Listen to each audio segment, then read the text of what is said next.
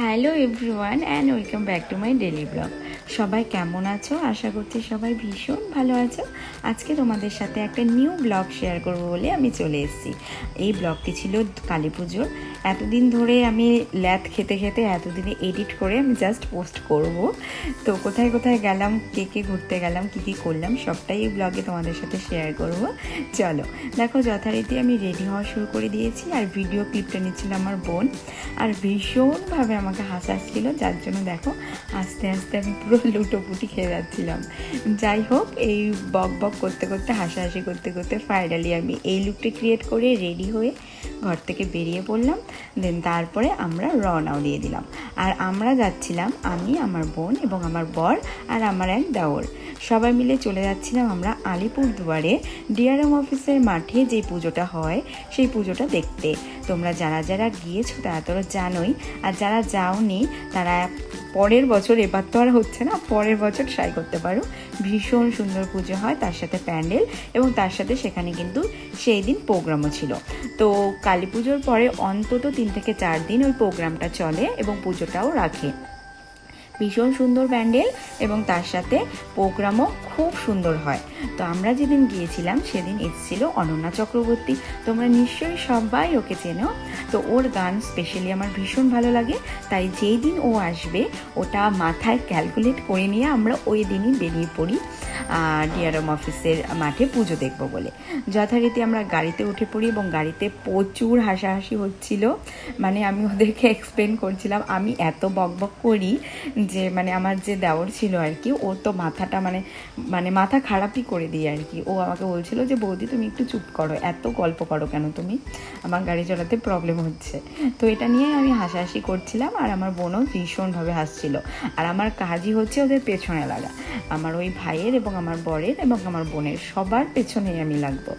যাই হোক, গল্প করতে করতে হাফ রাস্তা চলে আসলাম এবং মাঝখানে কি হয়, আমি যখনই গাড়িতে উঠি না কেন আমার প্রচণ্ড সাফোকেশন হয়, যার জন্য আমি জানলার কাচ খুলে দিয়ে বাইরের দিকে তাকাতে তাকাতে যাচ্ছিলাম। তো ফাইনালি আমরা আলিপুরদুয়ারে পৌঁছে যাই এবং দেখো দেন তারপর আমার সেখানে ভাইয়ের এক বন্ধু, তার সাথে দেখা হয়, সে ওখানে ডিউটিতে ছিল। তারপর ভাইয়ের সেই বন্ধুর সাথে দেখা করে আমরা ফাইনালি কিন্তু লাইনে দাঁড়িয়ে পড়ি। ভীষণ লম্বা লাইন ছিল এবং তার সাথে সাথে ভিড়। আর সিস্টেমটা এমন করেছিল যে কিছু লোক যাবে ভেতরে, দেন কিছু লোককে আবার আটকে দেবে। তো আমরাও সেরকমইভাবেই যাচ্ছিলাম, আমাদের ছেড়েছিল, তারপর আমরা হেঁটে হেঁটে যাচ্ছি।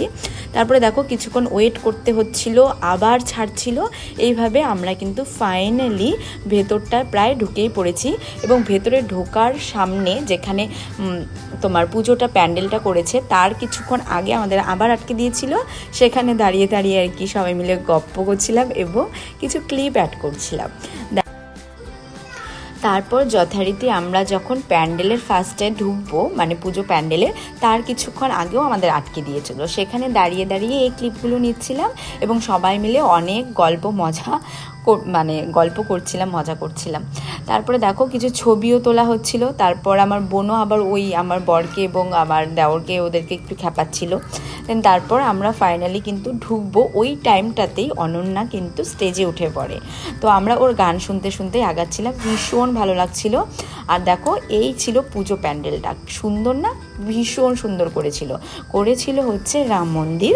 তো রাম মন্দির যে অযোধ্যায় আছে সেই রাম মন্দিরের আদলে এই প্যান্ডেলটা তৈরি করেছিল। দেখো কি সুন্দর ভেতরটা করেছে এবং মায়ের মূর্তিটাও কিন্তু ভীষণ সুন্দর করেছিল। তারপরে আমরা ফাইনালি প্রোগ্রামের ওখানে চলে যাই এবং প্রোগ্রাম দেখছিলাম। অনন্যা স্টেজে উঠে পড়ে এবং অনন্যা একের পর এক সুন্দর সুন্দর গান করছিল।